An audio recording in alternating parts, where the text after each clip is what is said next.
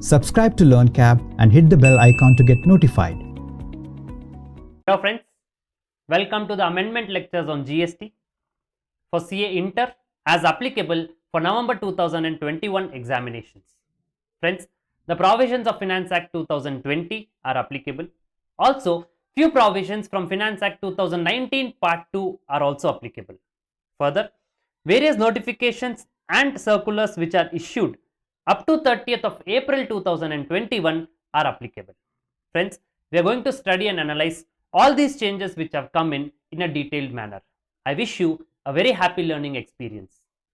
And before we take off, for LearnCap students, the lectures are already updated in the portal. Whatever amendments which we are going to discuss in these amendment lectures are already incorporated in the chapters which are there in the portal.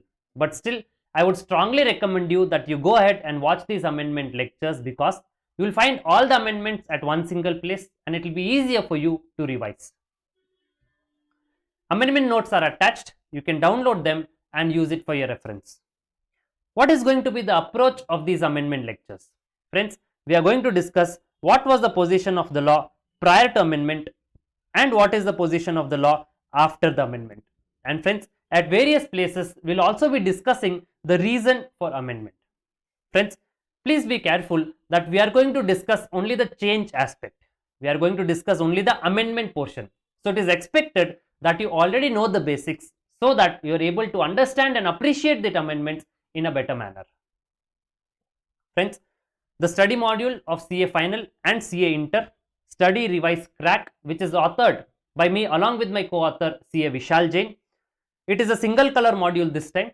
It is available for sale at the ID, at the address which is mentioned over here. If you wish to place an order, you can go ahead and place your order. Amendment in Schedule 2. Now friends, in Schedule 2, para number 4, 4A tells you where the goods forming a part of business asset are transferred or disposed of, whether or not for a consideration, is going to be a supply of goods. Where the goods which are forming a part of business assets which are put to private use or are made available to any person for any purpose other than business, whether or not for a consideration, is going to be a supply of service. So friends, if the goods are transferred or disposed of, it is going to be a supply of goods. Where they are put to private use or made available to any person for any purpose other than business, is going to be a supply of service. So friends, as regards as this classification is concerned, there is no issue. But the issue is with the wordings of whether or not for a consideration.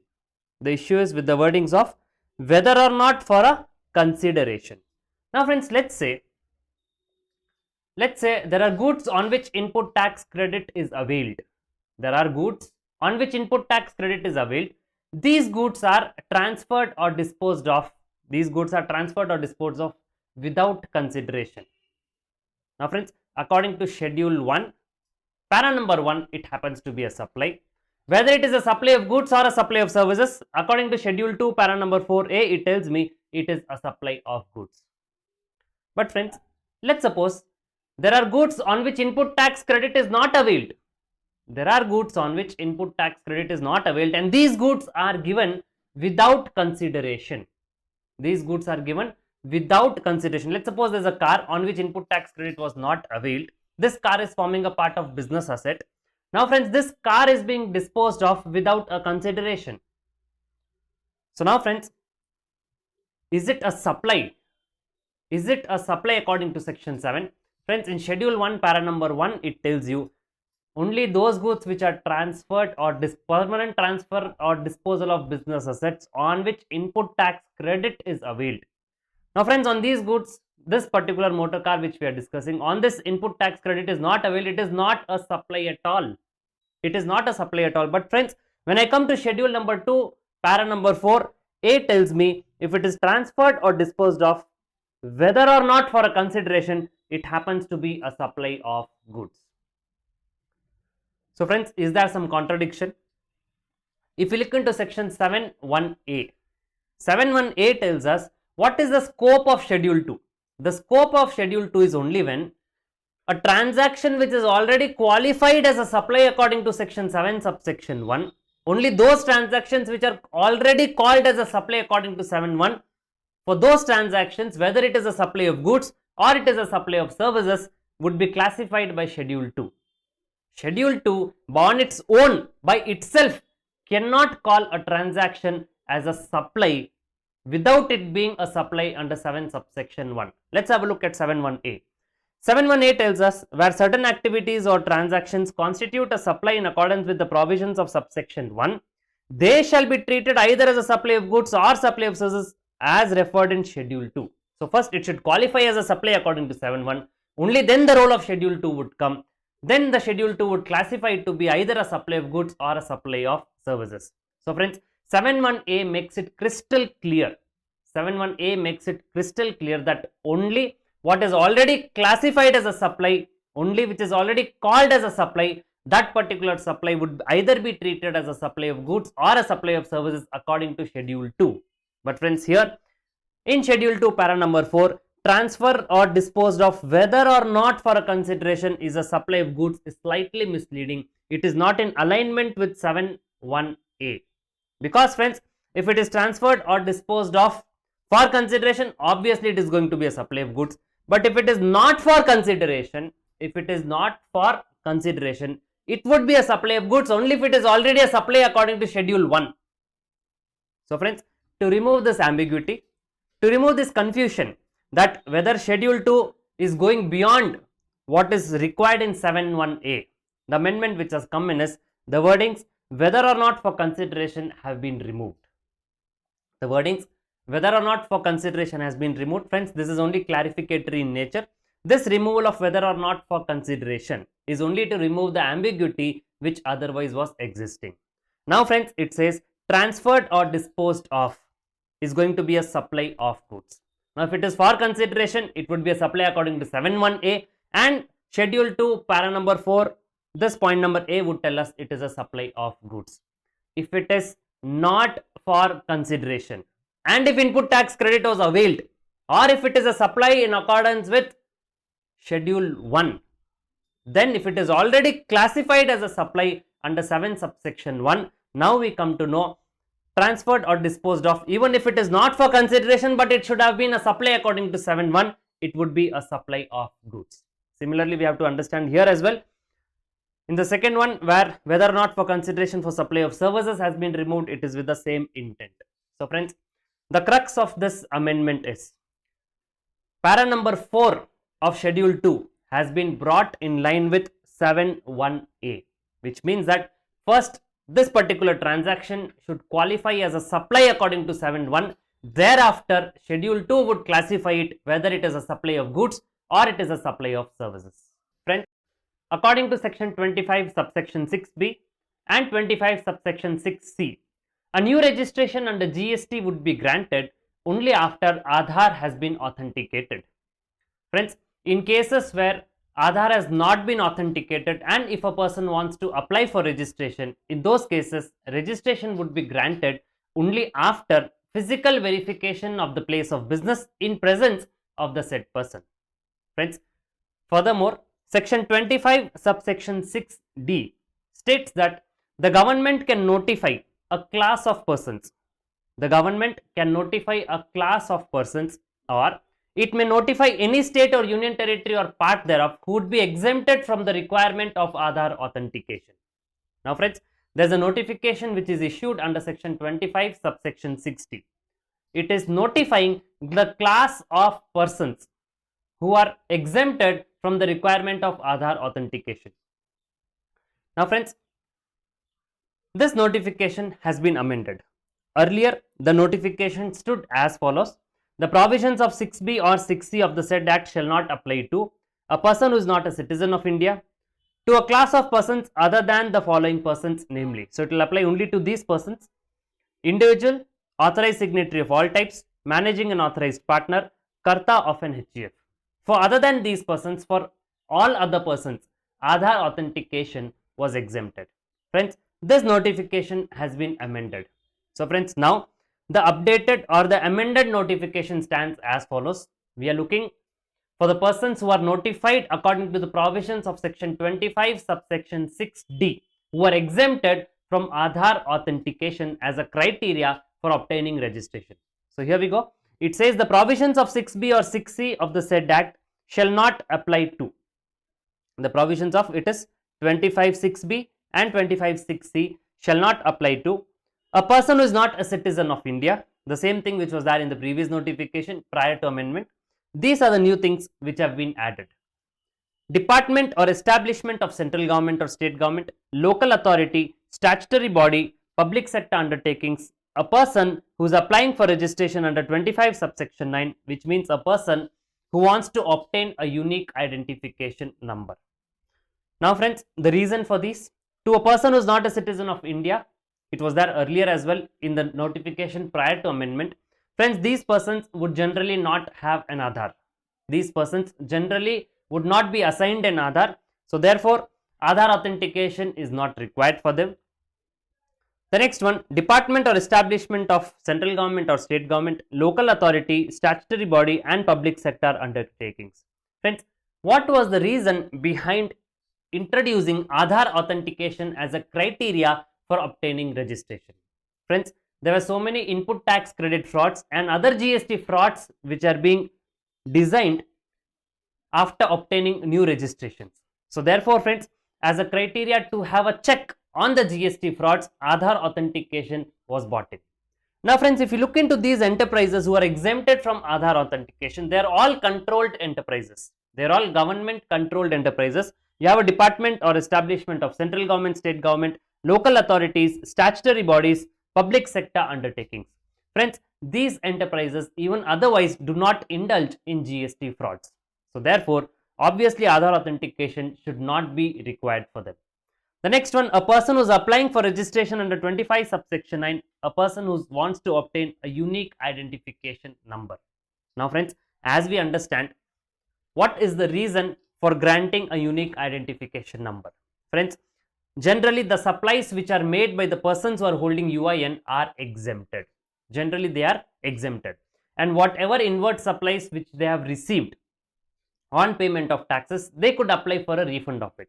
So therefore, naturally these persons, since their outward supplies are exempted, naturally these persons cannot engage themselves in carrying out input tax credit frauds or GST frauds. So therefore, these persons are also exempted from Aadhaar authentication. So friends, we have seen the notification 17/2020 being amended, which exempts a class of persons from Aadhaar authentication. Now friends, further there are few changes. As regards as the process of application of new registration under GST is concerned. Now friends, prior to amendment, if a person has not opted for Aadhaar authentication, or he has opted for Aadhaar authentication but Aadhaar authentication fails, in those cases registration would be granted to him only after physical verification of place of business in presence of the said person. Furthermore, there was a proviso which stated that wherever the proper officer is satisfied, wherever the proper officer deems it fit, he may let go the physical verification, and in lieu of physical verification, he could check, he could verify certain other documents as he deems it fit. Now friends, the point was, wherever physical verification was required, the officer still had a discretion to not carry out the physical verification and to check certain other documents. Let's have a look at the provisions which were there prior to amendment. So rule 9, it told you that a person who fails to undergo authentication of Aadhaar or who does not opt for authentication of Aadhaar, registration shall be granted only after physical verification of place of business in presence of the said person in the manner as it is given under rule number 25. Now friends, there was a proviso provided further that the proper officer may, for the reasons to be recorded in writing and with the approval of an officer not below the rank of joint commissioner, strict control mechanisms were placed. In lieu of the physical verification of the place of business, carry out the verification of such documents as he may deem fit. So friends, here the provision was something like this. If you do not opt for Aadhaar authentication, or you have opted for Aadhaar authentication but Aadhaar authentication fails, in those cases registration would be granted only after physical verification of place of business. But friends, there was a discretionary power in the hand of proper officer who, after stating the reasons in writing and with the approval of his higher authority, he may, in lieu of physical verification, verify certain other documents as he deem fit.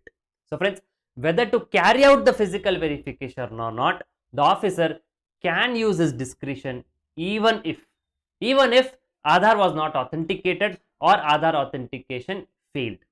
Now friends, this particular provision which stood before has now been amended, and it has now been amended, and very strict control mechanisms have been introduced. Let's have a look. What does it say? It says a person other than a person who is notified under 60, those who are exempted, if they fail to undergo authentication of Aadhaar or does not opt for authentication of Aadhaar number, please ignore this point B for now. Registration shall be granted after physical verification. This we have already seen. Now let's have a look at the second point, point number B. Provided that where the PO with the approval of an officer authorized by the commissioner not below the rank of assistant commissioner deems it fit to carry out physical verification of the place of business, registration shall be granted only after physical verification of place of business in presence of the said person. There's a huge change in the position prior to amendment and post amendment. In post amendment, what does it tell? That even though Aadhaar might be authenticated, even though Aadhaar authentication itself may be exempt for this person, but still if the proper officer deems it fit, after taking approval from the assistant commissioner, he can still decide that I will first carry out the physical verification and only then grant the registration.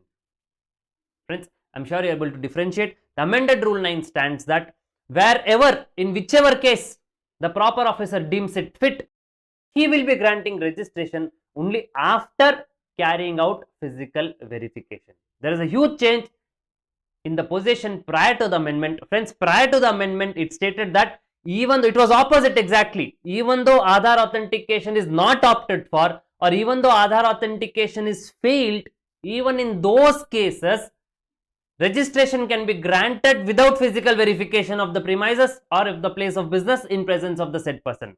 Now what does it tell you? That even though if Aadhaar authentication is done or if Aadhaar authentication is exempted, in any scenario, if the proper officer is deeming it fit, he would be granting registration only after physical verification of the place of business in presence of the said person. Let's have a look at it again. Provided that where a person other than a person who is notified under 6D fails to undergo authentication of Aadhaar number or does not opt for authentication of Aadhaar number, point number A. Point number B, the PO with the approval of an officer authorized by the commissioner not below the rank of assistant commissioner deems it fit to carry out physical verification of the place of business. So friends, if the officer is deeming it fit to carry out the physical verification of place of business, now friends, this power is very wide. If the officer should deem it fit, Aadhaar authentication carried out, Aadhaar authentication successful, but if the officer is deeming it fit, he says I want to carry out the physical verification, only then I would be granting the registration. It's possible. Aadhaar authentication itself is exempted, but if the proper officer is deeming it fit that I will carry out the physical verification first and thereafter I would be issuing the registration. Those cases also the proper officer can carry out the physical verification and only thereafter provide the registration. So it says the registration shall be granted after physical verification of the place of business in presence of the said person. So now friends, in short, the crux of the discussion is prior to amendment. Prior to amendment, Rule 9 told you if Aadhaar authentication is not opted for or if Aadhaar authentication is failed, Aadhaar authentication is not successful, in those cases generally registration would be granted only after physical verification of place of business in presence of the said person. However, as an exception, if the proper officer is deeming it fit with an approval from his higher authority for the reasons to be recorded in writing, he can grant the registration even without carrying out the physical verification of the place of business, but in place of that he will just be verifying certain other documents as he may deem fit. But now it tells you if Aadhaar authentication Of course, if Aadhaar authentication is failed or Aadhaar authentication is not opted for, obviously by default mandatorily physical verification will be carried out. There is no choice in this. Where does the officer have choice? The officer has choice that if Aadhaar authentication is carried out and is successful, or if Aadhaar authentication itself is exempted, still if he deems it fit, he will be granting registration only after carrying out the physical verification of the place of business in presence of the said person. So friends, now the summary is something like this. Aadhaar authentication, it is opted and authenticated. Just comes to the end. Whether physical verification is a condition prior to grant of registration, it may be no, it may be yes. If the officer deems it fit, he would say first I'll do physical verification, then I would be granting the registration. If Aadhaar authentication is opted and it is failed, mandatory physical verification. If Aadhaar authentication is not opted at all, mandatory physical verification. If Aadhaar authentication is exempted, it could either be no or it could be yes. It is at the discretion of the officer. The officer, with the approval from his higher officer, which is assistant commissioner, he may carry out physical verification even in cases where Aadhaar authentication is opted and it is authenticated successful or it is exempted. Now friends, few other changes in the timelines which are there in the registration process. Few other changes in the timelines which are there in the registration process. Friends, the registration process which was there prior to the amendment was an application would be made. Now friends, after an application is being made, then two things. Either physical verification is going to be done or physical verification is not going to be done. If physical verification is not going to be done, the officer had 3 working days. Within a period of 3 working days, the officer has to react. Either he should serve a show cause notice calling for additional clarification information or documents, or he should grant the registration certificate. If physical verification was required or physical verification was to be carried out, in those cases the officer had a time of 21 days. Within a period of 21 days, he has to complete the process of physical verification, and if he is satisfied, he would grant the registration certificate. If he is not satisfied, he would serve a show cause notice requiring additional clarification information and documents. Thereafter, it went to the assessee side. Assessee had to reply. The person who made an application had to reply. Once his reply is being received, once the reply was received by the proper officer, again he had a time limit of 3 working days. Within a period of 3 working days, the officer had to either accept the application for registration and grant the registration certificate, or reject the application which is made for registration. If the officer was not reacting within the time limits which was available to him, registration is deemed to be granted. Now friends, these time limits have changed. These time limits have changed. Instead of 3 working days, the officer has now got 7 working days. And instead of 21 days, in case of physical verification, the officer has now got 30 days. Let's have a look at the process. Application to be made in REG 01. Generally, it is within 30 days of liable for registration. If it is a casual taxable person, 5 days prior to commencement of business. So now friends, the reaction time which is available with the officer. If Aadhaar authentication is done, or if Aadhaar authentication is exempted, and proper officer does not want to do physical verification. Please be very, very careful. The amendment we have just read now. If Aadhaar authentication is done or it is exempted, and the proper officer does not want to carry out physical verification, because please remember, even if Aadhaar authentication is done or if Aadhaar authentication is exempted, the proper officer still has got rights to first carry out the physical verification, then grant the registration. So if Aadhaar authentication is done or is exempted and PO doesn't want physical verification, then the officer has got a time limit of 7 working days. Within 7 working days of the date of submission of application, either approve the registration application and grant the certificate, or serve a show cause notice seeking additional clarification information documents.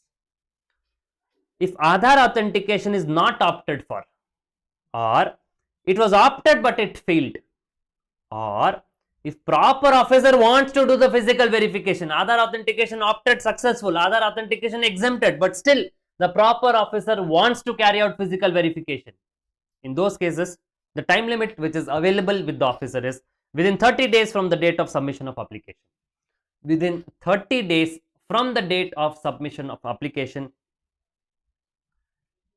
the proper officer has to complete the physical verification, and if he is satisfied, he would be granting the registration certificate. If he is not satisfied, he would be serving a show cause notice calling for additional clarification, information and documents. Now the ball comes to the assessee's court. Reply to the show cause notice, he has to do it within 7 working days of show cause notice. Again the ball goes to the officer's court. Now he has to either approve or reject. He has to pass an order. He has to pass an order. So it needs to be done within a period of 7 working days of the date of reply to show cause notice.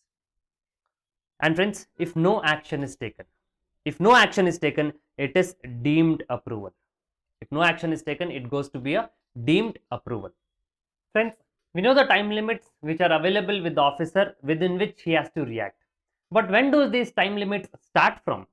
These time limit at the proper officer's end starts from the date of submission of application.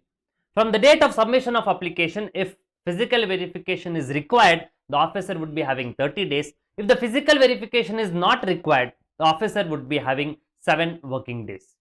Now friends, what do we mean by date of submission of application? Friends, there is no amendment over here. We are just discussing this to revise the concept, and in the next slide, we would be taking examples on the amendment which has happened. For those examples, it is necessary for you to revise these things. So friends, the date of submission of application, rule 8.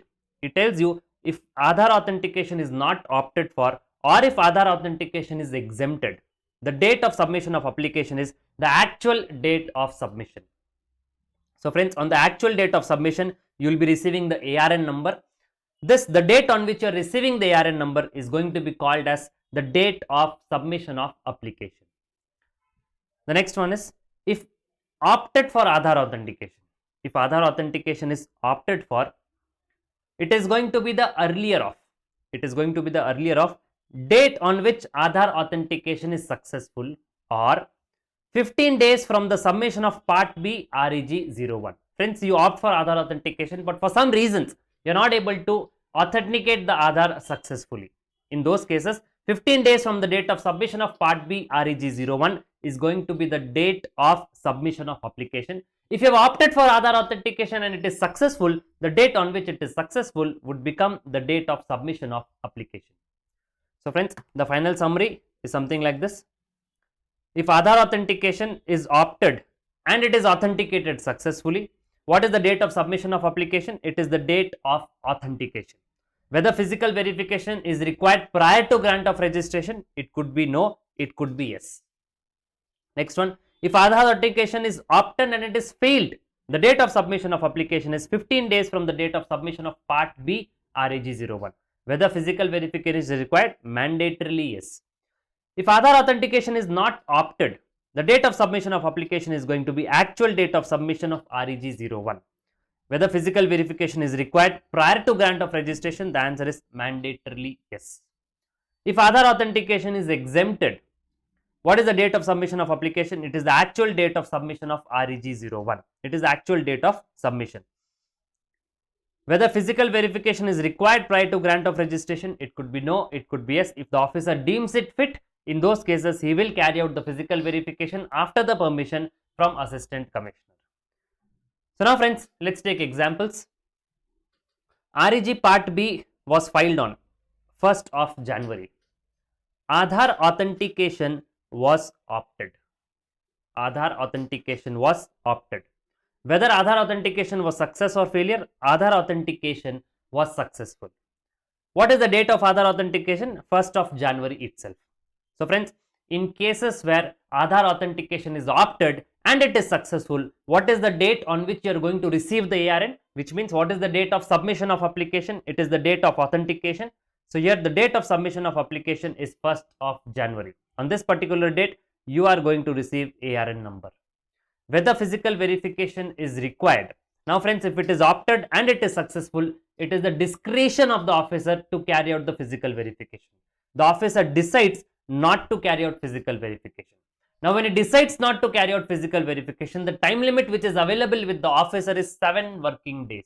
Within 7 working days, either he has to grant the registration or he has to serve the show cause notice. So, the time limit is 8th of January from the date of submission of application. You need to remember it very, very carefully. The timelines of the officer would start from the date of submission of application, and the date of submission of application has got a separate definition which we have seen just now.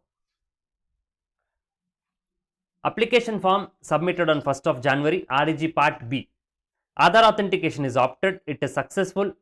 The date on which it is successful is 3rd of January.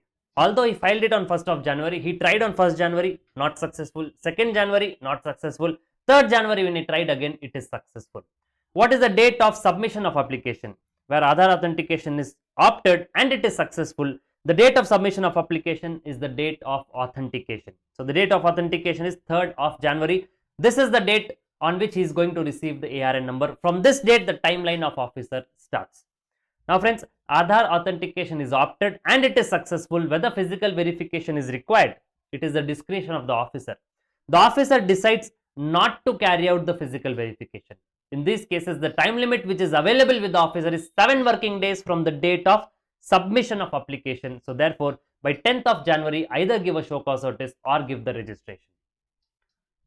1st January, Aadhaar authentication is opted. It is successful. The date on which Aadhaar is authenticated is 3rd of January. What is the date of submission of application? 3rd of January. Physical verification, yes. Although Aadhaar authentication is opted and it is successful, the officer deems it fit after taking it permission from the assistant commissioner, he wants to carry out the physical verification. Now, friends, when he wants to carry out the physical verification, the time limit which is available with him is going to be 30 days. Within a period of 30 days, he has to either give a show cause notice or give the registration. So, now he has got time limit till 2nd of February. The next one, 1st January, REG Part B, Aadhaar authentication is opted and it fails. Aadhaar authentication fails. The date of Aadhaar authentication not applicable. What is the date of submission of application? When Aadhaar authentication is opted and it is failed, it is 15 days from the date of submission of Part B REG 01. Part B REG 01 filed on 1st of January. The date of submission of application 16th of January. On 16th of January, ARN number would be received. So, from this date, the time limit starts. Now, friends, since Aadhaar authentication was opted and it is failed, it is mandatory physical verification. So, here it is mandatory physical verification. Now, when physical verification has to be carried out, the officer has got a time limit of 30 days. So, by 15th of February, 30 days from the date of submission of application. By 15th of February, either give the show cause notice or give the registration. 1st of January, REG Part B, Aadhaar authentication is not opted at all. Whether success or failure not applicable. What is the date of Aadhaar authentication not applicable? What is the date of submission of application? Where Aadhaar authentication is not opted, it is the actual date of submission of REG 01. So, REG 01 submitted on 1st of January. Here we go. The date of submission of application 1st of January. On 1st of January itself, ARN would be given. Now, from this date, since Aadhaar authentication is not opted at all, it is mandatory physical verification. So, physical verification, it is yes. Officer has got a time limit of 30 days. So, by 30th of January, 30 days from the date of submission of application, by 31st of January, either give show cause notice or give the registration. Application on 1st of January, REG Part B, Aadhaar authentication is exempted. Now, friends, when Aadhaar authentication is exempted, success failure not applicable, date of authentication not applicable. What is the date of submission of application? When Aadhaar authentication is exempted, the date of submission of application is the actual date of submission of REG 01. So, friends, it is 1st of January. Now, friends, since Aadhaar authentication is exempted, whether physical verification is required prior to grant of registration, it is the discretion of the officer. If he says, yes, I want to do physical verification, he can do. Otherwise, he may not do it. But if he wants to do, he has to take the approval of the assistant commissioner.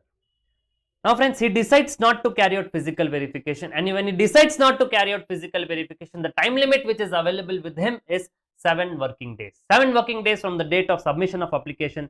So, friends, from 1st of January by 8th of January. From 1st of January, your 7 working days would be counted. So by 8th of January, either give a show cause notice or give the registration. Last case, REG Part B, 1st of January, Aadhaar authentication is exempted. Success failure not applicable, date of authentication not applicable, date of submission of application 1st of January. The officer decides to carry out the physical verification prior to grant of registration. So he takes the permission from the assistant commissioner and wants to carry out the physical verification. Now friends, when he wants to carry out the physical verification, the time limit which is available with him is 30 days from the date of submission of application. Application was submitted on 1st of January. So by 31st of January, either he needs to give a show cause notice or he needs to give the registration. So friends, by now I am sure in this examples of 7 permutation combinations what we have seen, you have thoroughly revised 2 of the amendments. 2 of the amendments you have thoroughly revised. One amendment is even if Aadhaar authentication is successful or if Aadhaar authentication is exempted, still with the approval of assistant commissioner, the proper officer can carry out physical verification of the place of business in presence of the said person prior to grant of registration. The amendment number 2 is the time limit which is available with the officer.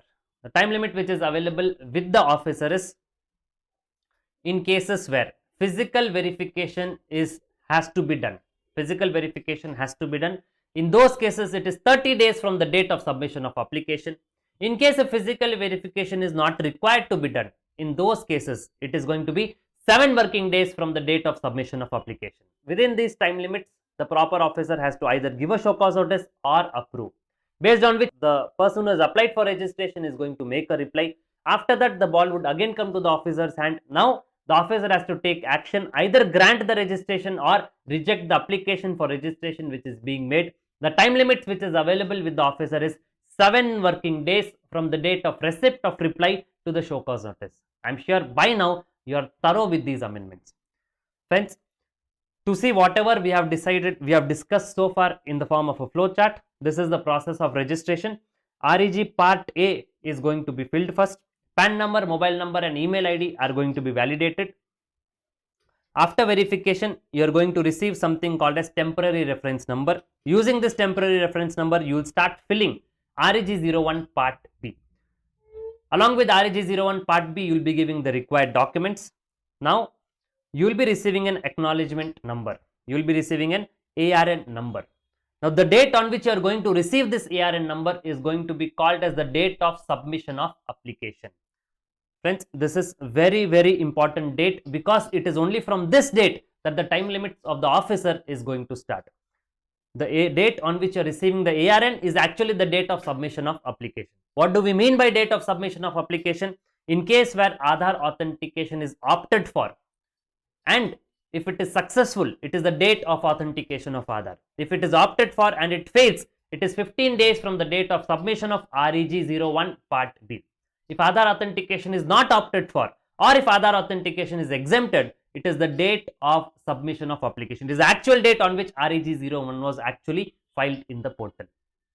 So friends, now from this date onwards, if the details are complete and satisfactory, the time limit of the officer starts 7 working days or 30 days. 7 working days where physical verification is not required to be carried out. 30 days where physical verification is required to be carried out. Within this time limit, if he is satisfied, he will give the registration certificate. If he is not satisfied, he will give a show cause notice calling for additional information, details or documents. Now friends, the applicant needs to make a reply. He needs to reply within a period of 7 working days. He needs to reply within a period of 7 working days. After receiving the reply from the applicant, if the officer is satisfied, within the next 7 working days, he will give the registration certificate. If he is not satisfied, within the very same next 7 working days, he is going to reject the application of registration. And friends, if the officer is not doing his duty within the timelines which have been prescribed, those cases registration is deemed to be granted. Cancellation of registration.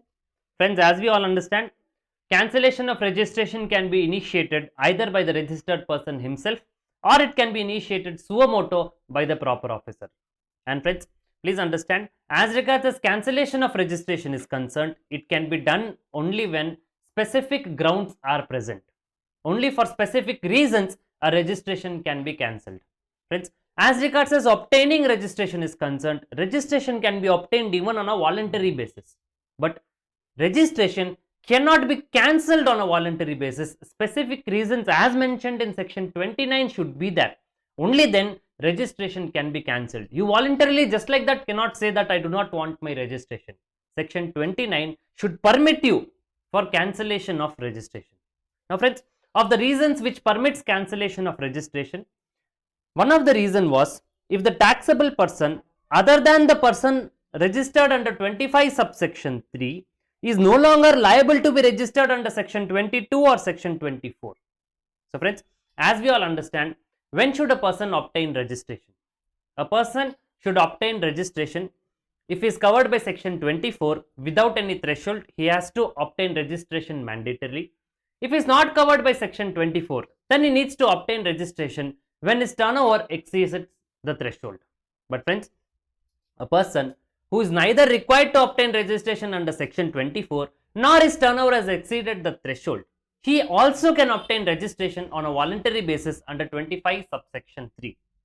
So friends, with this understanding, now we read the taxable person other than the person who has obtained registration voluntarily, if he is no longer liable to be registered under 22 or 24, under section 29, the registration can be cancelled. So friends, what it is trying to tell you, does it mean that a person who has obtained registration voluntarily, cannot cancel his registration? Friends, a person obtained registration voluntarily, even after obtaining registration voluntarily, let's suppose till such date, he is not liable to be registered neither under section 22 nor under section 24. Just for fun, let's suppose some of his friends attended GST classes and he wanted to try how to obtain registration.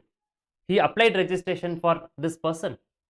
Now friends, this particular person, even after obtaining registration, his turnover never exceeded the threshold. He wants to make an application for cancellation of registration. Can he do so? Section 29 tells us a taxable person other than the voluntarily registered person, if he is no longer liable to be registered under 22 or 24, he can make an application for cancellation of registration, or the proper officer can cancel his registration. Now friends, the question is, what about the person who has obtained registration voluntarily? Friends, earlier there was a rule called as Rule 20, which read as, no application for cancellation of registration shall be considered in case a taxable person who has registered voluntarily before the expiry of period of 1 year from the effective date of registration. So friends, if you have obtained registration voluntarily, then within a period of 1 year from the effective date of registration, you cannot make an application for cancellation of registration. This Rule 20 was earlier there, and this Rule 20, this particular proviso in Rule 20 was also deleted. Which meant that a person who has applied for registration voluntarily can also make an application for cancellation of registration. I repeat, there was a proviso in Rule 20 which stated that earlier, it stated that a person who has obtained voluntary registration cannot make an application for cancellation of registration with a period of 1 year from the effective date of registration. This proviso was omitted, which means that a person who has obtained registration voluntarily can also make an application for cancellation of registration. But friends, the wordings of section 29 were not in line with this intention. Friends, obviously, if a person has obtained registration voluntarily and if he is no longer liable to be registered neither under 22 or 24, he should also be allowed to cancel the registration. So friends, although the proviso was omitted, but still the wordings of section 29 were not changed. So friends, now there is an amendment in section 29 which reads that if the taxable person is no longer liable to be registered under 22 or 24, or if he intends to opt out of the registration which is voluntarily made under section 25 subsection 3, he can make an application for cancellation of registration, or the proper officer can suo motu cancel his registration. So friends, I am sure you are able to follow this. The only change was already this understanding was there by omitting the proviso from Rule 20, but however the wordings of section 29 were not changed. Now wordings of section 29 are changed, which effectively tells us that if a person is not liable to be registered under 22 or 24, Even though he might have obtained registration voluntarily, he also can make an application, or his registration also can be cancelled. Now friends, when the cancellation of registration is initiated suo motu by the department also can initiate suo motu cancellation of registration only when the reasons specified under section 29 get attracted. Now friends, in those reasons, there are 3 new reasons which have come in. There are 3 new grounds wherein the proper officer can initiate suo motu cancellation of registration. What are they? If a person is availing input tax credit in violation of the provisions of section 16 or rules made thereunder. So if a person is availing input tax credit in violation of the provisions, his registration is liable to be cancelled. The proper officer can suo motu initiate cancellation of registration. Friends, what is meant by availing input tax credit in violation of the provisions? Let's take a look at few cases.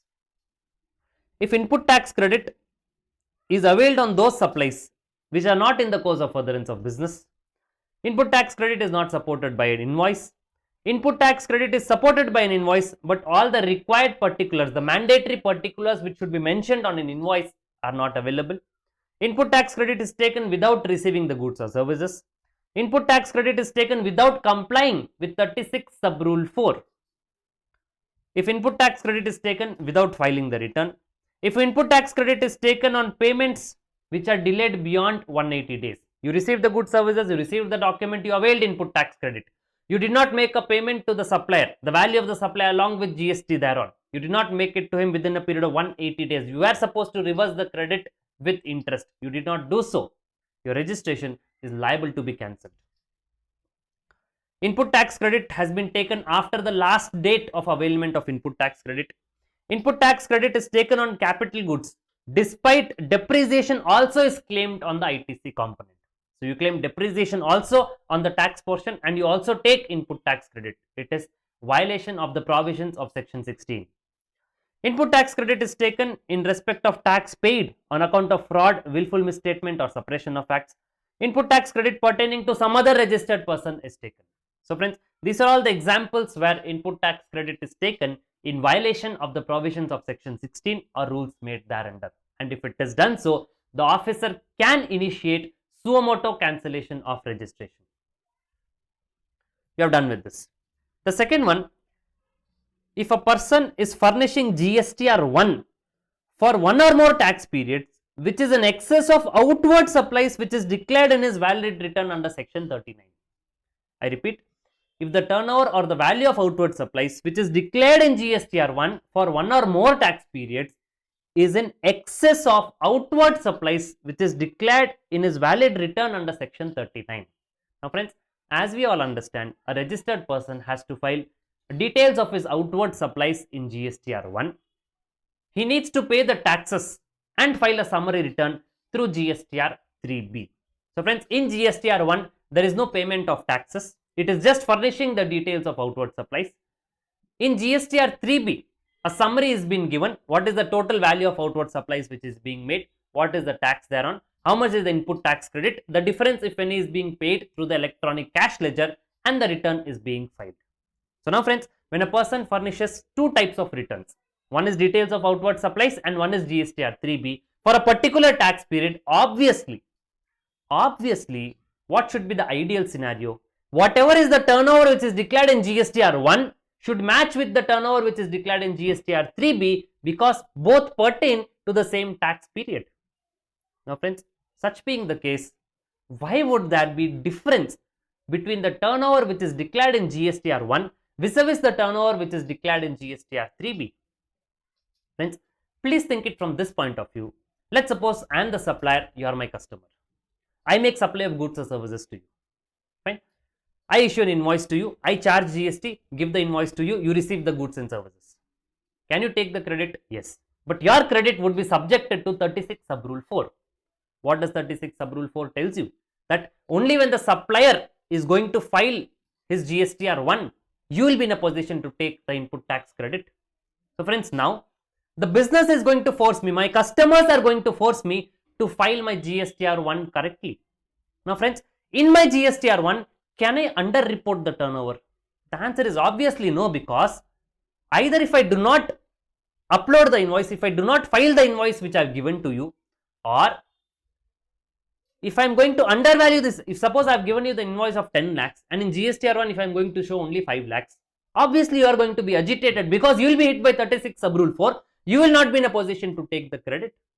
So therefore, business is forcing me, my customers are forcing me to file GSTR1. My customers are forcing me to file GSTR1, and I have to ensure that I file my GSTR1 correctly, and that too within due date. Only then I'll be able to run in the business. Otherwise, I'll be losing my customers. Or if I do not furnish my GSTR1, either I'll lose my customer or the customer would not make me a payment. He would withhold the amount. Or if I had already made the payment, subsequently is not going to continue business with me. So friends, I am forced by my customers to file my GSTR1 correctly and GSTR1 within due date. I cannot do any undervaluation over here. Agreed. But friends, as regards as GSTR3B is concerned, you as my customer, are you interested whether am I filing my GSTR3B or not? You are basically interested to take the credit and to comply with 36 sub rule 4. As far as you are concerned, I should file my GSTR1. It should be visible in your two-way. Whether I file my GSTR3B or not, you are not as much as interested as you are interested in my GSTR1. So friends, let's take a scenario where I am falling short of money. I am falling short of money. I do not have the money to pay the taxes. But friends, my customers are insisting, following me up to file my GSTR1 correctly, and that too within time. Let's have a look at one example. Let's say my outward supplies which I have made during a particular tax period is 1 crore at 18%. The input tax credit which is available with me, according to 36 sub rule 4, my input tax credit is 10,80,000. So ideally, the amount which I should pay through my electronic cash ledger is 7,20,000, but I do not have money. Now friends, as regards as GSTR1 is concerned, I do not have a choice. As far as GSTR1 is concerned, I do not have a choice. I have to disclose this entire 1 crore correctly, because otherwise I will not be in a position to sustain in my business. So friends, now in GSTR1 I say 1 crore and 18 lakh rupees. But friends, I do not have money. I do not have money to pay my taxes. So what I do is, and moreover you are not interested so much in my GSTR3B. So friends, what I do is, in my GSTR3B I say 60 lakhs is the turnover and 10,80,000 is the taxes. I say 60 lakhs is my turnover, 10,80,000 is my tax, output tax. So friends, my output tax is 10,80,000. In this example, what is my input tax credit? Input tax credit also is 10,80,000 according to 36 sub rule 4. Friends, why did I show my turnover as 60 lakhs? I have done the reverse calculations. What is the credit available with me? 10,80,000. Therefore, show the output tax as 10,80,000. For 10,80,000, the turnover is 60 lakhs. So therefore, output tax 10,80,000, input tax credit 10,80,000, tax payable is billed. Now friends, is there a variance between GSTR1 and GSTR3B? The answer is yes. There is a variance between GSTR1 and GSTR3B. The turnover which is declared in GSTR1 is exceeding the turnover which is declared in GSTR3B. Is it a ground for cancellation of registration? The answer is yes. Let's have a look. If the person is furnishing his GSTR1 for one or more tax periods which is in excess of the outward supplies which is declared in his valid return under section 39, it is a ground for cancellation of registration. So friends, see how the government is putting pressure on the registered person. To file GSTR1, the system is designed in such a way that only if I file my GSTR1, the recipient is going to take the credit. So the recipient is going to force me to file GSTR1 correctly, and that too within the time. Next, I filed GSTR1. It doesn't require any payment of taxes. Now friends, I have to file GSTR3B. Now, if I underreport the turnover in my GSTR3B, if I underreport the turnover in my GSTR3B, I would not be in a position to continue with my registration, because if there is a variance between 1 and 3B, my registration itself is liable to be cancelled. And friends, please understand the consequences. If my registration itself is liable to be cancelled, I will not be in a position to do business at all. So therefore, the pressure is being put to file GSTR 1, and also the pressure is being put indirectly to file GSTR 3B correctly. Now friends, let's say what if I do not file my GSTR 3B at all? If I do not file my GSTR 3B at all. See, the problem is, what does this point say? If I furnish my GSTR 1 for one or more tax period, which is in excess of outward supplies which is declared in the valid return under section 39. Only if I file, there is a problem. I will not file 3B at all. Friends, if I do not file 3B at all, in this amendment lecture, in the further discussion, you are going to see that if I do not file 3B for specified periods, I would not be allowed to file my GSTR 1 for the subsequent period. Just imagine the pressure is being put in a designed manner. 1, I file it. I have to file it because my customers require it. 3B, if I am filing it, but if I am not filing it correctly, 1, the turnover is on a higher side, 3B, the turnover is on a lower side, my registration is liable to be cancelled. If I do not file 3B at all, for certain specified periods, we are going to see that. If I do not file 3B at all, I would not be permitted to file my 1 for the subsequent periods, which means again my customers are going to pressurize to file me 1. For filing 1, I have to file my past periods 3B. Are you able to follow this? Friends, another point, if I do not file my 3B at all, even otherwise, straight away my registration is liable to be cancelled. Here we go. If a person has not filed return for a continuous period of 6 months, my registration is liable to be cancelled. So friends, the government is trying to threaten from various ways to ensure that the taxes are being paid to the government in a correct manner. Now friends, coming back to this example, what is the example we were seeing? The turnover is 1 crore at 18%, 10,80,000 is input tax credit, 720 is ideally to be paid by cash ledger, but this person is not having money. Outward supplies 1 crore, 18 lakhs. Since he knows his input tax credit is 10,80,000, he does the reverse workings. He says ITC 1080, let me keep my output tax also at 1080. I say my turnover is 60 lakhs in 3B, payable through cash ledger is nil. Now there is a variance between 1 and 3B. Since there is a variance between 1 and 3B, my registration is liable to be cancelled. So friends, now I decide, let me not file my 3B at all. Option number 2, I am thinking, let me not file my 3B at all. If I am not going to file my 3B at all for specified periods, what is that specified periods? We'll be looking later on. In those cases, for subsequent periods, I will not be able to file my 1. My customers are again going to pressurize for me to file 1. If I want to file 1, I'll have to file 3B. If I want to file 3B, I'll have to pay taxes. I'm locked from all the angles. Option number 3.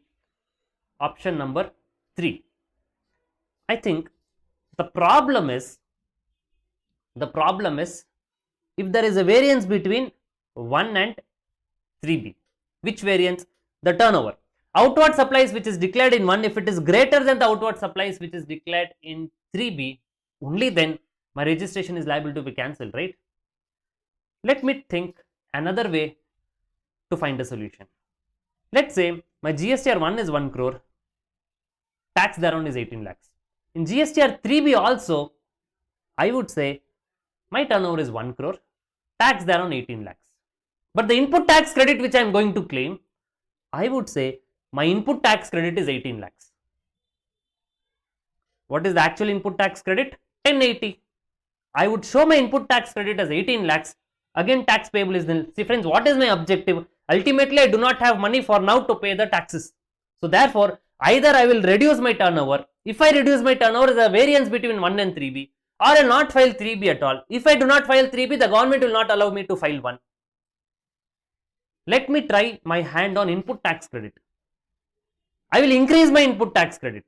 Now friends, when I increase my input tax credit, is my registration liable to be cancelled? Or do I find a solution to this? Friends, please concentrate. If my input tax credit is 1080 and I want to show it as 18 lakhs, it is availment of input tax credit in violation of the provisions of law, the ground for cancellation which we have seen just above. It says, if a person is availing ITC in violation of the provisions of section 16 or rules made thereunder, my registration is liable to be cancelled. So friends, I have been locked from all the sides. I've been locked from all the sides. If there is variance between 1 and 3B, my registration is liable to be cancelled. If there is variance between the credit which I have taken in 3B and the credit which is available according to GSTR 2A 36 sub rule 4, if there is a variance, my registration is liable to be cancelled. If I do not file 3B, I would not be in a position to file 1. My customers will curse me. If I do not file 3B at all for continuous period of 6 months, my registration is liable to be cancelled. So from always, I have been locked. So friends, the objective of introducing these two grounds for cancellation of registration is to ensure that the registered person is paying his taxes within the due date. Now friends, and the registration is filing his returns. And the registered person is filing his returns. So friends, two grounds for cancellation of registration we have already discussed. The third ground for cancellation of registration, it is if a person is violating the provisions of Rule 86B. Friends, this Rule 86B requires a quality amount of time to discuss. So for now, we'll just keep it on hold. When we are going to discuss Rule 86B in this amendment lecture, after discussing 86B, we will again come revisit over here, checking the grounds for cancellation of registration. So for 86B, currently we are keeping it on hold. We'll discuss this separately. And there are a lot many changes in the procedure for cancellation of registration. Wherever cancellation is initiated suo motu by the proper officer, the procedure has changed. Friends, first let's have a look at what was the procedure prior to the amendment. Prior to the amendment, friends, whenever cancellation is initiated suo motu by the proper officer, in those cases, first a show cause notice would be given. Can the proper officer just like that cancel your registration? The answer is no. Principles of natural justice needs to be followed. He would give a show cause notice asking you to state the reasons why registration should not be cancelled. So friends, suo motu initiation starts with show cause notice. Show cause notice is given. You will have to make a reply to the show cause notice within a period of 7 days. Now friends, the reply is received by the proper officer. If the proper officer is satisfied with the reply, then he would drop the cancellation proceedings. If he is not satisfied with the reply, he would cancel your registration. The time limit which is available with the officer is 30 days. So friends, now if he is satisfied, yes, he would drop the cancellation proceedings. If he is not satisfied, he would give an order for cancellation of registration. Now friends, this is as regards as cancellation is concerned. Now friends, there was also a concept called as suspension of registration. Suspension of registration also, we are discussing about a scenario prior to amendment. Prior to amendment, suspension of registration also needs to be done only after serving a show cause notice for suspension of registration. Even suspension of registration cannot be done. Suspension of registration also cannot be done without serving a show cause notice. Even for suspension, it was mandatory to serve a show cause notice. So friends, in this entire process, a show cause notice, the proceedings started with show cause notice for cancellation of registration, and thereafter the officer would be issuing a show cause notice as to why registration should not be suspended. Thereafter, officer would suspend the registration with effect from a date to be determined by him. Now friends, during the period when the registration is in suspended stage, during the period when the registration is in suspended stage, this particular person cannot issue a tax invoice and cannot collect taxes from his customers. Of course, he could make a supply, he could sell his goods, but for the goods which is selling, he will not be in a position to issue a tax invoice and collect taxes from his customers. So friends, this was the procedure. This was the procedure prior to amendment. And friends, when is this suspension going to be revoked? Whenever the cancellation proceedings completed. What do we mean by completion of cancellation proceedings? Giving an order. Giving an order either to drop the proceedings or giving an order to cancel the registration. Whatever way the order comes, either the proceedings are dropped or the registration is cancelled. In whichever way the order comes, it is said that the proceedings are completed. So friends, whenever the cancellation proceedings got completed, the suspension also got revoked. Suspension was only a temporary phase till the time order is supposed to come. The moment order came, if the order was there to drop the proceedings, it would be a case where suspension never happened. In case if an order came to cancel the registration, in that case also it would be a case where suspension never happened. Straight away it would be cancellation of registration. So friends, now this was the procedure. This was the procedure prior to amendment. Now friends, what is the amendment? What is the amendment? Let's have a look. Now friends, before we go further, a small discussion on suspension of registration when cancellation is initiated by the registered person. A small discussion, 1 or 2 minutes on suspension of registration when cancellation is initiated by the registered person himself. He makes an application for cancellation of registration. So friends, the process is something like this. There are reasons which are specified in section 29 which exists, and only on existence of those reasons a registered person can make an application for cancellation of registration. He needs to make an application within a period of 30 days of the event warranting cancellation. Let's say, suppose friends, the event warranting cancellation took place on 1st of January. The event warranting cancellation took place on 1st of January. He needs to make an application within a period of 30 days. Let's suppose he makes an application on 15th of January. Within this period of 30 days, he makes an application for cancellation of registration on 15th of January. When did the event warranting cancellation took place? 1st of January. Now friends, suspension. Here, the suspension is automatic. Please concentrate friends. Here, no show cause notice is required to be given by the proper officer for suspending his registration, because the cancellation of registration, the proceedings were initiated by the registered person himself. So friends, the suspension is going to be automatic over here. So suspension is going to be automatic from later of the date of application or the date from which cancellation is sought. So friends, in this case, cancellation is sought from 1st of January. The date on which he is making an application is 15th of January. So whichever is later, here his registration would be suspended automatically from 15th of January. Next one, action by proper officer. The proper officer would give a cancellation order within a period of 30 days from the application date.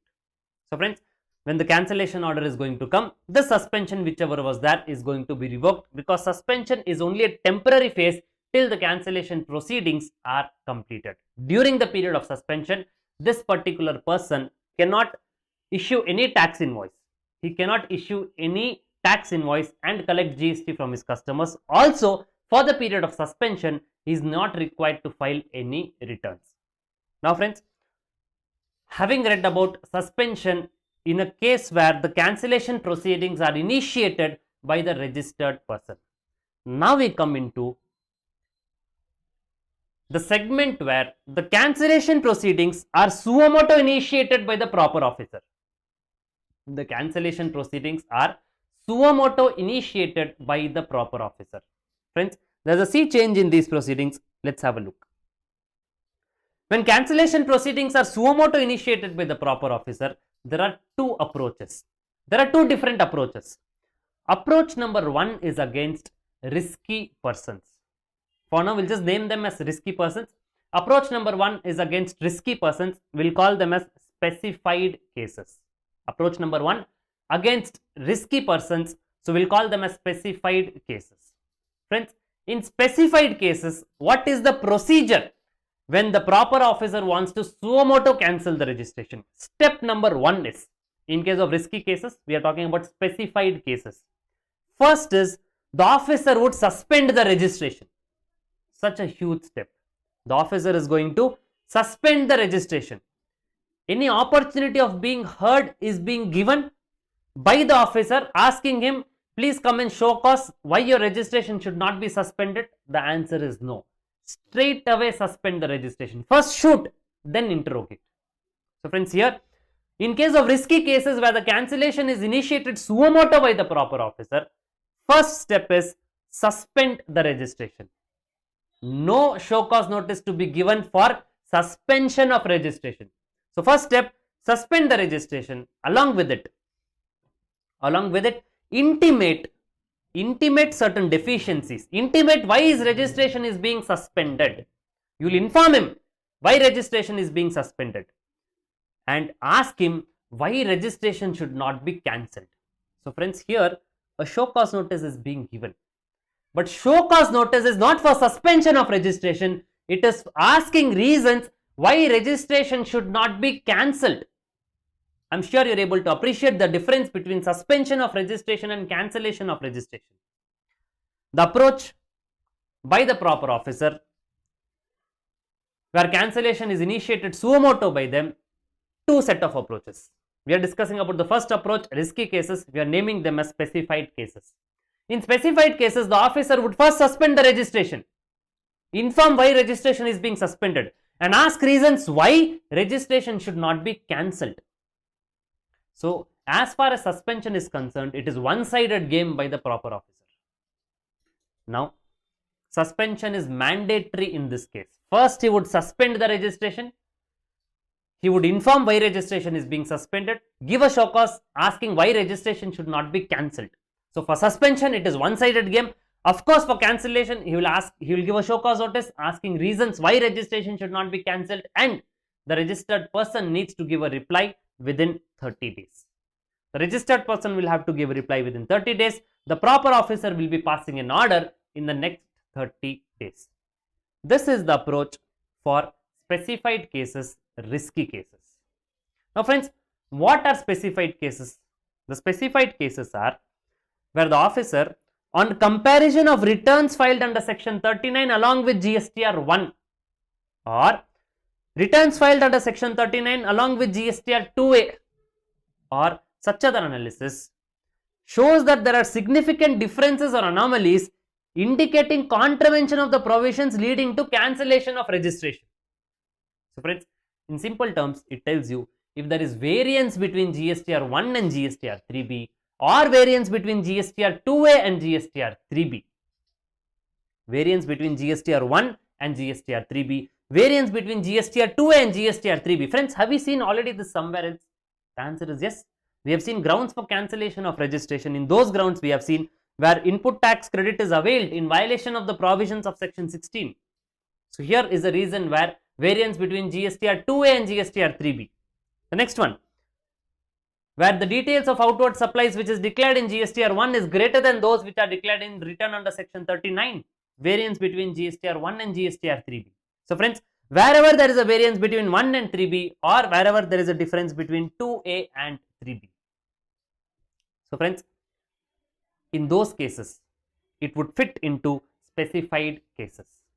It would fit. Is it a ground for cancellation of registration? Yes. What is the approach? It is approach number 1. What is approach number 1? First suspend the registration. Don't talk. Nothing doing. First suspend the registration. Talking will do later on.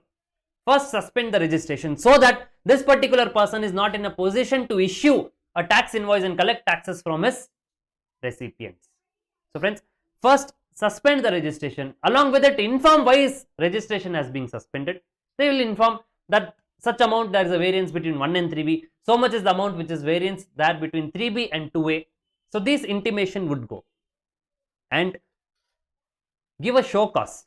Ask the reasons based on these grounds, asking the registered person why his registration should not be cancelled.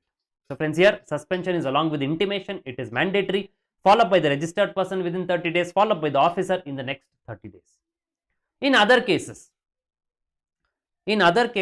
what do you mean by other cases? Let's suppose there's a person who's carrying out business which is not declared as a place of business in his registration certificate.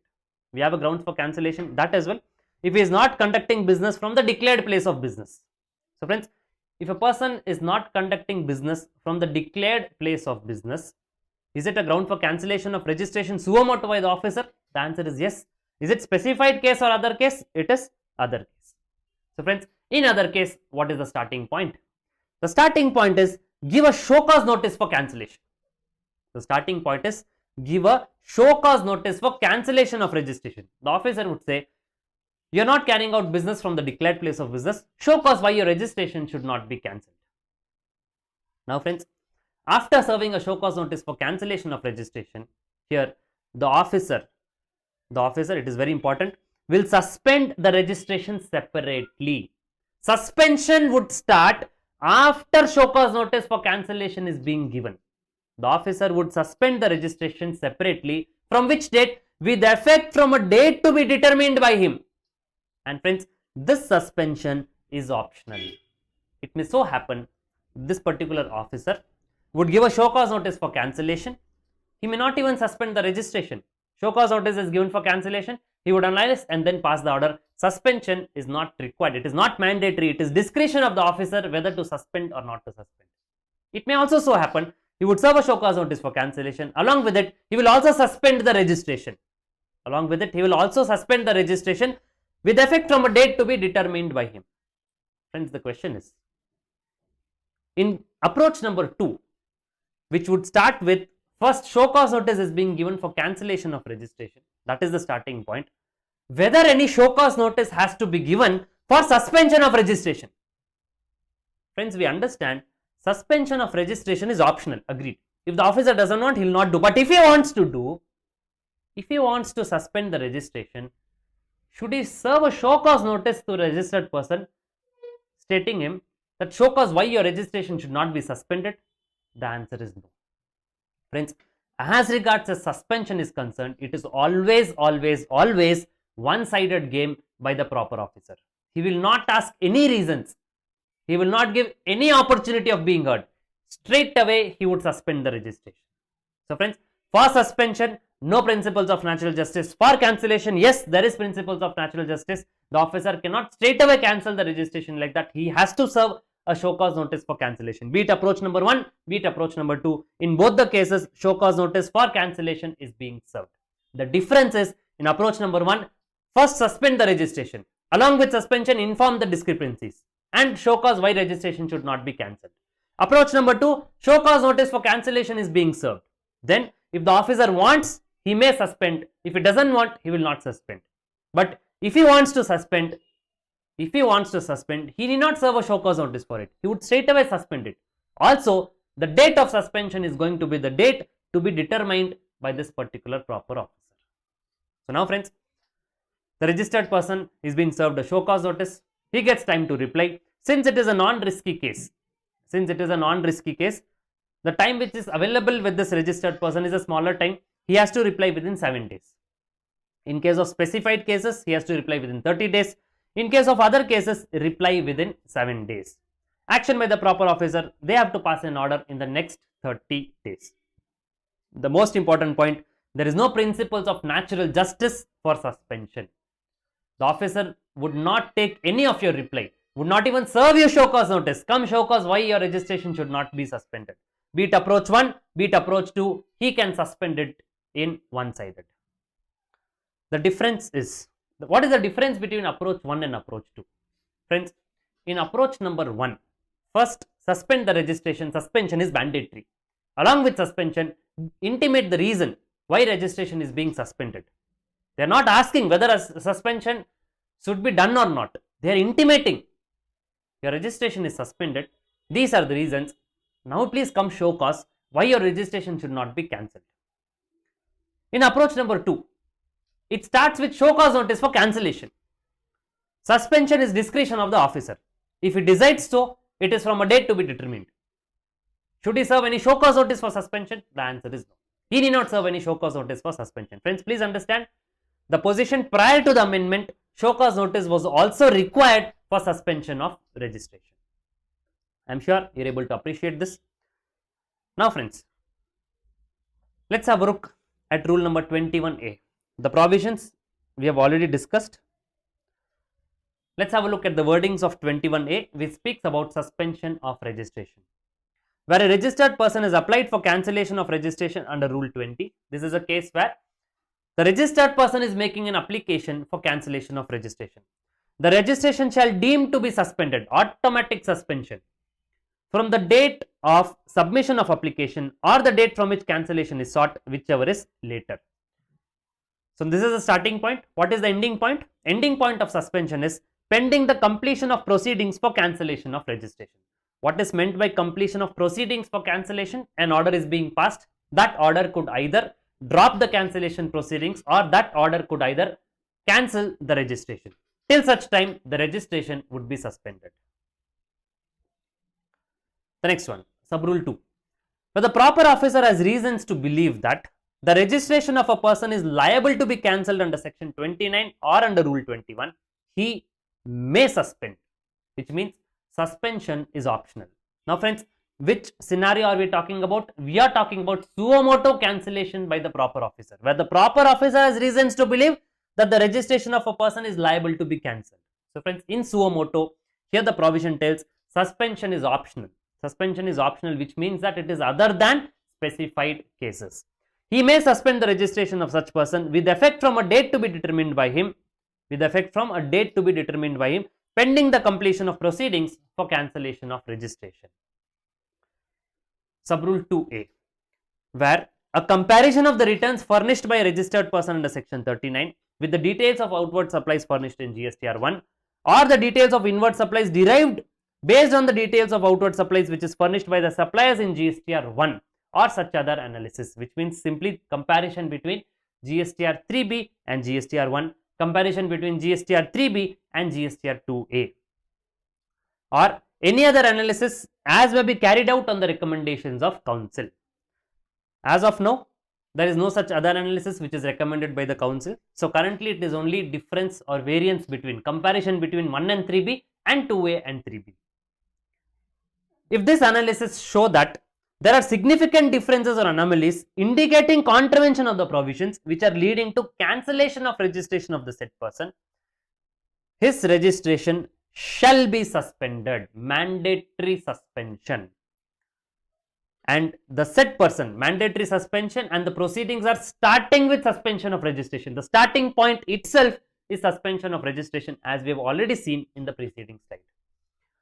So he shall suspend, and the said person shall be intimated in form REG 31 highlighting the said differences. They will suspend the registration, give the reasons for suspension, and ask him to explain within a period of 30 days as to why his registration shall not be cancelled. I am sure there is nothing new which we have learnt now. Everything which we have seen in the table is what we are seeing in the form of wordings of Rule 21A.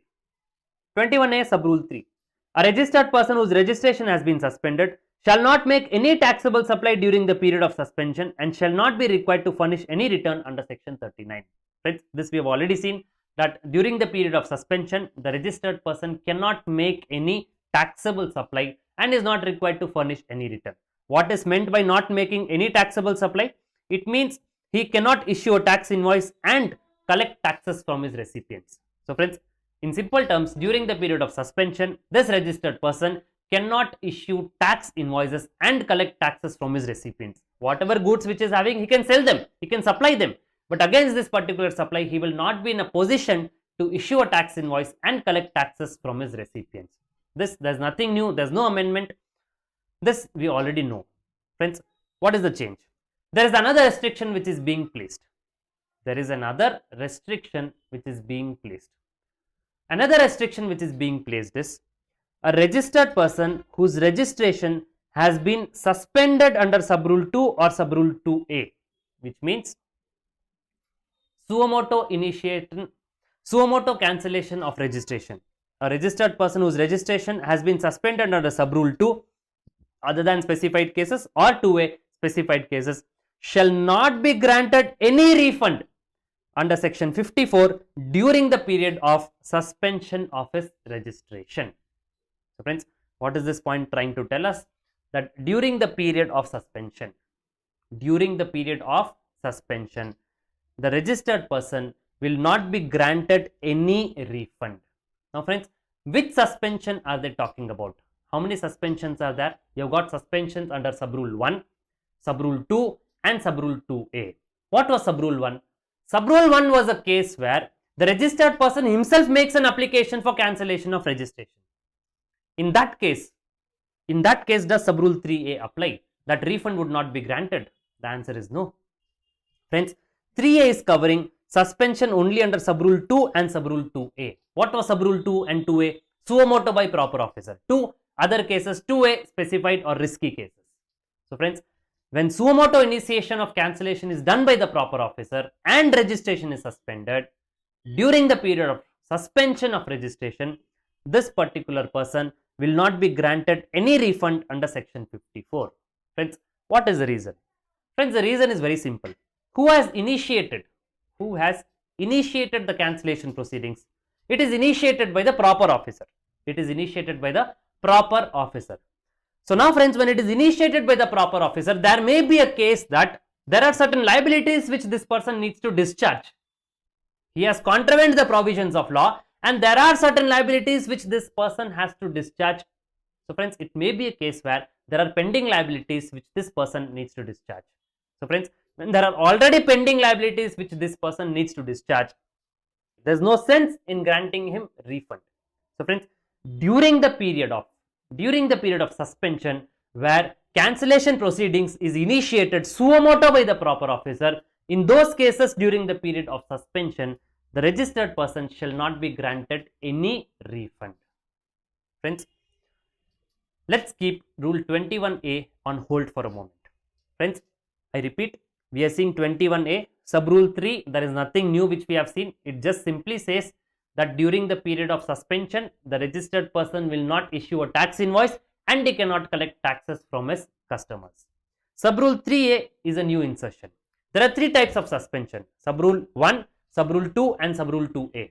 1, it is application of cancellation filed by the registered person. 2 and 2A, suo motu by the proper officer. Now friends, when suspension is under 2 and 2A, that means suo motu by the proper officer, either risky cases or non-risky cases, the registered person whose registration has been suspended will not be granted any refund. Now friends, there is another amendment. At this point of time, it is apt for us to discuss another amendment which has come under rule 138. It has come under rule 38. Let's have a look at it. It says rule 138E. We are just jumping to rule 138E because that is relevant in the current context. Rule 138E, it tells us that restriction on furnishing information in part A of e-way bill 01. Friends, as we all know that certain persons, certain specified persons would not be in a position to generate an e-way bill. Certain specified persons would not be in a position to generate an e-way bill, or any information with respect to those specified persons will not be allowed to be punched in part A of EWB 01. In simple terms, if the specified person is anyway involved in the e-way bill transaction, e-way bill cannot be generated. So friends, there we had seen that if a person has not furnished the returns for consecutive period of 2 tax periods, if he has not furnished his statement of outward supplies for any 2 months or quarters, this we have already, there's nothing new. This is not covered by the amendment. The amendment is, if a person whose registration has been suspended either under 1 or 2 or 2A, a person whose registration has been suspended in all the 3 cases, he will not be in a position to generate an e-way bill. Neither he will be in a position to generate an e-way bill, nor if he is a party inside the e-way bill, any information with respect to this person cannot be entered in the e-way bill. So in short, wherever this particular person is involved, e-way bill cannot be generated. So friends, the point which we are discussing is, as regards the suspension of registration is concerned, there are 2 new things which have been introduced. During the period of suspension of registration, the registered person shall not be granted any refund. This is an amendment in rule 21A. Which types of suspension it is covering? It is covering only those suspension where cancellation is initiated suo motu by the proper officer. The second point is, according to rule 138E, a person whose registration has been suspended in any of the 3 cases, either 21A sub rule 1 or sub rule 2 or sub rule 2A, if a person's registration has been suspended, e-way bill cannot be generated. Friends, we have been to 138, we have discussed because that was relevant over there. Now let's come back over here. So we were discussing rule number 21A, sub rule 3A, which is a new insertion which states that refund shall not be granted to a person whose registration has been suspended under 2 or 2A, which means suo motu cancellation by the proper officer. Now friends, suspension, the registration has been suspended. When is the suspension going to get over? When is the suspension going to come to an end? Because suspension is a temporary status. Either you are a registered person or you are not a registered person. What is this suspended fellow? Suspension is only a temporary phase till final call has been taken by the proper officer. Proper officer would give a final call whether the registration is actually liable to be cancelled or not. He would give an order for cancellation of registration, or he would give an order for dropping the cancellation proceedings. Till that outcome of the order is going to come from the starting point till the ending point. During the time when the cancellation proceedings are on, during such time, the temporary status is suspension. The moment cancellation proceedings are completed, suspension will be uplifted. Suspension would vanish. But friends, is a separate proceedings required to close the suspension? Let's have a look at sub-rule 4. Sub-rule 4 tells us the suspension of registration either under 1 or 2 or 2A, which means application by the registered person or suo motu by the proper officer, shall deem to be revoked. It is deemed revocation. Nothing needs to be done specifically. Automatically it will be revoked. It will be uplifted upon completion of the proceedings by the proper officer under Rule 22, and such revocation shall be effective from the date on which suspension had come into effect. So friends, when is the suspension going to be revoked? The day on which order is going to come. In simple terms, what is meant by completion of proceedings by the PO? The day on which is going to give an order. So suspension is going to be revoked from the day on which order is going to be coming. But friends, with effect from which date? With effect from a date on which suspension came into force. So friends, the revocation of suspension is automatic and it is retrospective. The revocation of suspension is automatic. It is deemed to be revoked and it is retrospective. From which date? From the date on which it came into force. It came into effect. Now friends, let's say registration was suspended on 1st of February. Registration was suspended on 1st of February. Order is passed on 28th of February. Order is passed on 28th of February. The order says registration is cancelled with effect from 1st of February. The order says registration is cancelled with effect from 1st of February. Now friends, is the suspension revoked? Yes. Any separate proceedings required? No. Is it automatic? Yes. It is revoked from which date? With effect from which date? Suspension revocation is automatic and it is retrospective. Suspension will be revoked on 28th of February with effect from 1st of February. With effect from 1st of February. Scenario number 2, registration was suspended. Registration was suspended.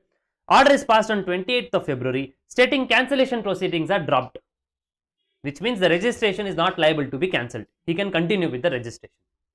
Is the suspension going to be revoked? Yes. On which date? It is going to be revoked on 28th February. Only on 28th of February, the registered person would come to know that yes, the suspension is revoked. But the effective date would be with effect from 1st of February. So friends, when you are going to stand on 1st of February, standing on 1st of February, the status would be something like this. The status would be till 1st of February, that is 31st of January. The registration was active. With effect from 1st of February, with effect from 1st of February, the registration is cancelled. There is no suspension in between because it is revoked retrospectively with effect from a date on which it came into effect. Scenario number 2. Scenario number 2. 1st of February, the registration was suspended. Cancellation is dropped based on the order which is passed on 28th of February. Suspension is revoked on 28th of February with effect from 1st of February. So friends, when the registration was suspended with effect from 1st of February, the registration was suspended. So friends, till 31st of January, the registration is active. Now friends, we are seeing the status on 28th of February. On 28th of February, when I am receiving the order and I look back, how would the timeline look like? Till 31st of January, the registration was active.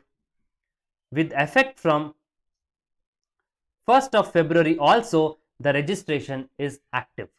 Because now the cancellation proceedings are dropped and suspension is revoked retrospectively from 1st of February. So friends, the point which we are trying to understand, we are trying to create a platform for the amendment which has come into force with regard to this discussion. So friends, the suspension is deemed to be revoked it is automatic, and it is retrospective. But when do you get to know that the suspension is revoked? The date on which you are going to receive an order. Are we clear? Fine. Now, let's discuss a case. Let's say it is a non-risky case. It is a non-risky case, which means it is other than specified cases. It is other than specified cases. Proper officer is suo motu initiating the cancellation proceedings. So friends, in non-specified cases, other than risky cases, is the first step suspension? The answer is no. The first step is giving show cause notice for cancellation of registration. Now, what is the ground? Let's say the registered person is not carrying out business from the declared place of business. Let's say on the field visit, the proper officer went. He found out on a random field visit, he found out that this particular registered person, the place which is declaring as his place of business in the portal, upon visiting that particular place, he found out that there is no one who is operating over there. There is no name board, there is no one at all. On the mentioned address which is there in the portal declared as his place of business, no one exists. So now friends, the proper officer assumed that this person is carrying business from a place which is other than the declared place of business. Is it a ground for cancellation of registration? Yes. What is the ground for cancellation of registration? Not carrying out business from the declared place of business. He has declared this place of business in the portal. He is not carrying out business from here. The proper officer has got grounds for cancellation of registration. Yes. Is it risky case or a non-risky case? It is a non-risky case. There is no variance between 1 and 3B. There is no variance between 2A and 3B. It is a non-risky case. So the approach to be followed is first serve a show cause notice. He serves a show cause notice. Whether suspension is mandatory? The answer is no. Suspension is optional. Suspension is optional. Should the officer give any show cause notice for suspension? The answer is no.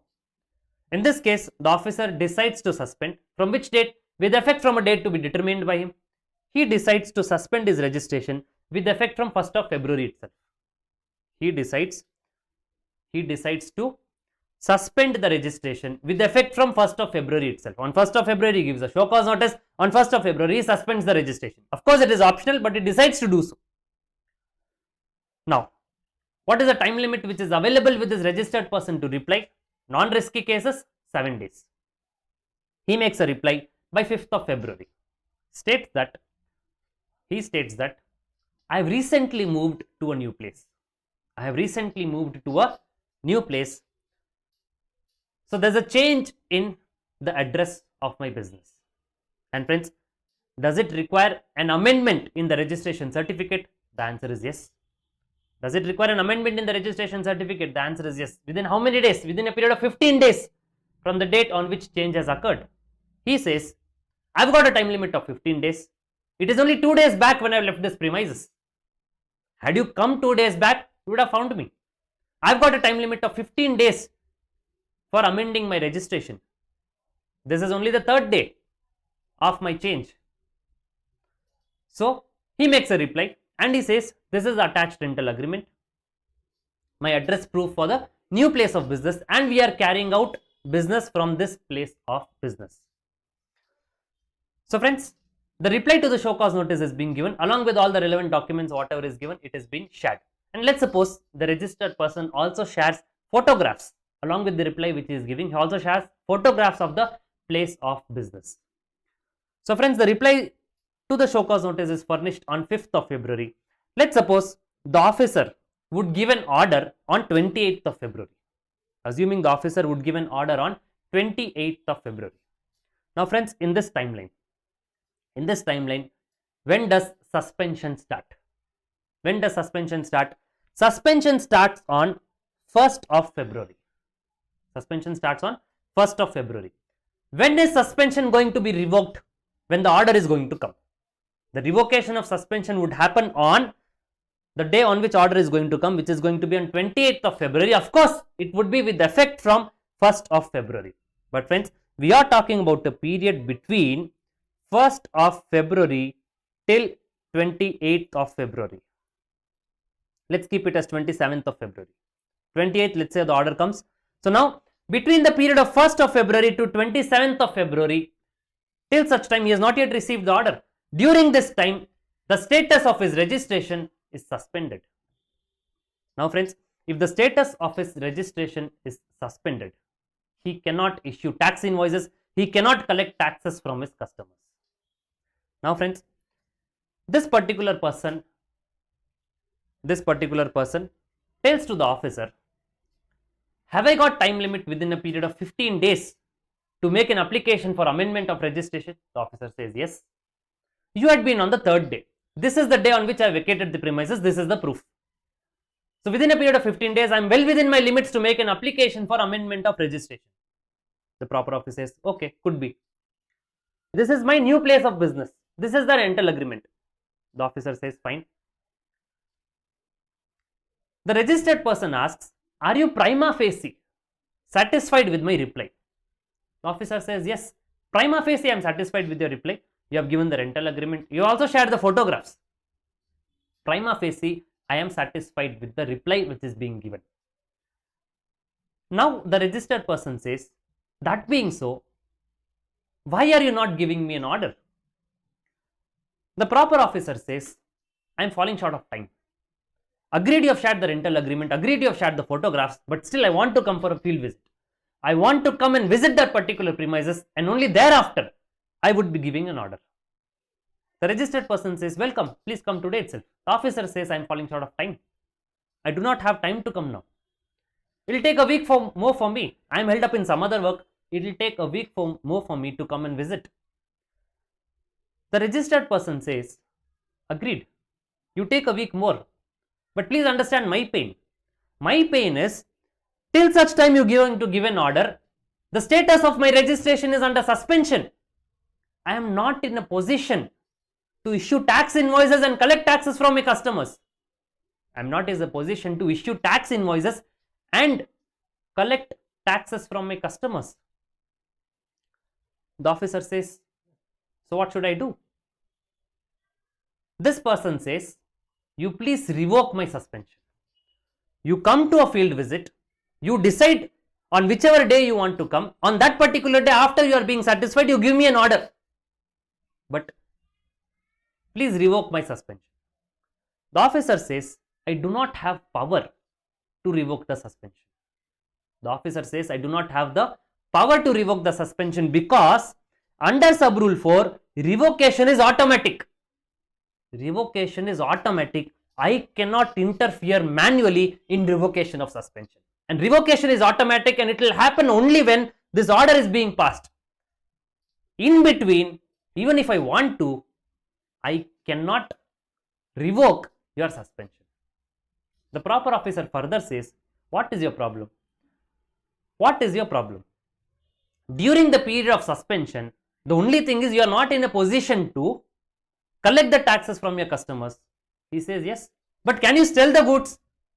The registered person says, yes. There is no bar on selling goods. You sell the goods. After your suspension is being revoked, thereafter you issue a revised tax invoice. Rule 21A is permitting you. You issue a revised tax invoice for the supplies which you have made during the period of suspension. Let your buyers take credit. You collect taxes from them, pay to the government. The solution is simple. The law has already offered you solution. This person says, agreed that I can sell my goods. Agreed that I can sell my goods.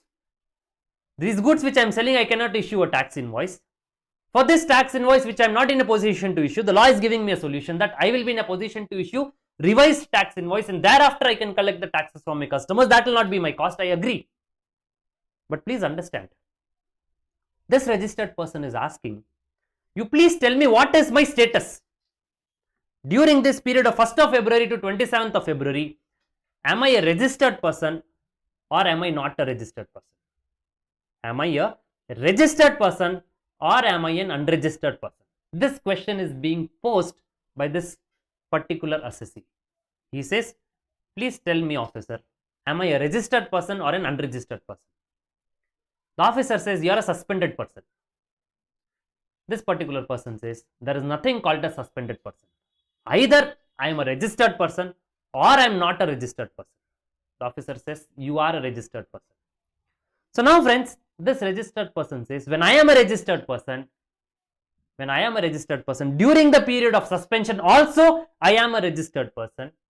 When I am a registered person and if I am selling goods, over and above the specified limit, over and above the specified limit, am I required to generate an e-way bill?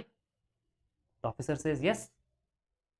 According to rule 138, if the registered person is causing movement of goods, an e-way bill needs to be generated. He says, since my registration is suspended, I am not in a position to generate an e-way bill also, and without e-way bill, how am I supposed to sell the goods? You gave me a solution for that you cannot collect taxes during this particular period. For this, you gave me a solution, you give revised tax invoice. Agreed. But during this period, you also barred me from generating an e-way bill. How am I supposed to sell the goods without an e-way bill? I do not know what you're doing. You already suspended the registration. You revoke the registration because you're prima facie satisfied. Order whenever you want, you pass it. But for now, you revoke my suspension. The officer says, the law doesn't allow me to do so. The registered person says, change the law. So here we have 21A subrule 4 proviso. The proviso states, provided that the suspension of registration under this rule may be revoked by the proper officer anytime during the pendency of proceedings for cancellation if he deems fit. So friends, the proviso which is there, what was the main subrule 4? It stated that revocation will be automatic, it will be retrospective, no manual intervention. And when it is going to happen, it is going to happen only when the order is going to be received. Only when the order is going to be received, your revocation, the suspension would be revoked. Of course, it is going to be a retrospective date, but you will get to know only on the date on which you are receiving the order. Now, proviso gives some power to the proper officer. The proviso tells the suspension of registration under this rule may be revoked by the proper officer anytime during the pendency of proceedings for cancellation if he deems fit. So, till such time the order is going to come, if the proper officer deems fit, if he is prima facie satisfied, he can just revoke the suspension of registration. Now, let's have a look at the example. Friends, show cause notice is given on 1st of February. Why is the show cause notice given? Because the registered person is not carrying out business from the declared place of business. Is it a ground for cancellation of registration? Answer is yes, it is a ground for cancellation of registration. Registration is suspended. Now friends, is it a specified case or other than specified case? It is not a risky case. It is other than specified cases. In other than specified cases, the first step is show cause notice for cancellation, which is already given. Suspension is optional. The officer wants to suspend the registration. He has suspended it with a date to be determined by the proper officer. He suspends it with effect from 1st of February itself. Now on 5th of February, reply to the show cause notice is being received. The reply is satisfactory. The reply states that I have just shifted my place of business some 2 days back. Today is the 3rd day. I've got a time limit of 15 days to make an application for amendment. This is a rental agreement. These are the photographs. Are you prima facie satisfied? Friends, the officer is prima facie satisfied. He is prima facie satisfied, but he wants to take a final call only after doing the site visit and currently is falling short of time. So therefore, he requires further more time to do the site visit. But during such time, his registration is in suspended stage. Now, since his registration is in suspended stage, he is not in a position to raise tax invoice and collect taxes from the customers. He will not be granted refund during this period, and also he is not in a position to generate an e-way bill, or no person can generate an e-way bill with respect to this particular person whose registration has been suspended. So friends, for this the solution is, if the proper officer deems it fit, he may during the pendency of proceedings revoke the suspension. Assuming the proper officer is prima facie satisfied and he wants to revoke the suspension after reading the reply to the show cause notice, let's say on 6th of February, he uplifts the suspension, he revokes the suspension.